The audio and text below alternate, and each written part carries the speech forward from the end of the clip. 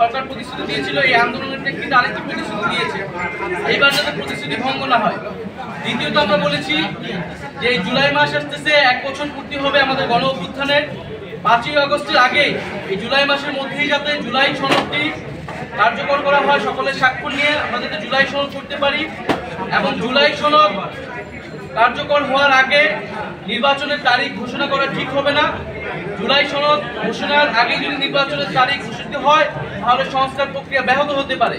তাই আমরা আহ্বান জানিয়েছি যে 16 বছর আমরা অপেক্ষা করেছি, 10 মাস অপেক্ষা করেছি, আমরা আরো 2 মাস অপেক্ষা করতে চাই এবং সরকারকে সময় দিতে চাই। সকল রাজনৈতিক দল মিলে এই 2 মাসের মধ্যে আমাদের যে জুলাই সনদ, যেখানে জনগণ আর ভবিষ্যৎ বাংলাদেশের রূপরেখা, শাসন ব্যবস্থা পরিবর্তনের মৌলিক সংস্কারের রূপরেখা দেখতে পারবে, সেই জুলাই সনদ হওয়ার পরে একই সাথে আমরা তখন নির্বাচনের তারিখটি যাতে সরকার ঘোষণা করে আমরা সেই দাবি জানিয়েছি। এবং জুলাই সনদ হওয়ার পরে আমরা আমাদের দলীয় মন্তব্য জানাবো যে কোন সময় নির্বাচন আমরা চাচ্ছি। আর সর্বশেষ আমরা নির্বাচন কমিশনের কথা বলেছি, যেটা আমরা এর আগেও বলেছি যে আমাদের একটি সুষ্ঠু নির্বাচনের জন্য আমাদের সবচেয়ে গুরুত্বপূর্ণ বিষয় হচ্ছে নির্বাচনী ব্যবস্থার সংস্কার।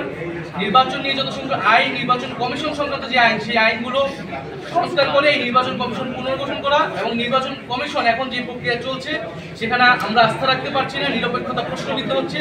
এটি যাতে সরকার বিবেচনা নেয়, এবং যে উচ্চ আদালত থেকে আমরা দেখেছি নির্বাচন কমিশন নিয়ে প্রশ্ন তৈরি হয়েছে, সার্বিক বিবেচনা নির্বাচন কমিশন যাতে পুনর্গঠন করা হয়। আমরা এই 3টি বিষয়ে মূলত আলোচনা করেছি।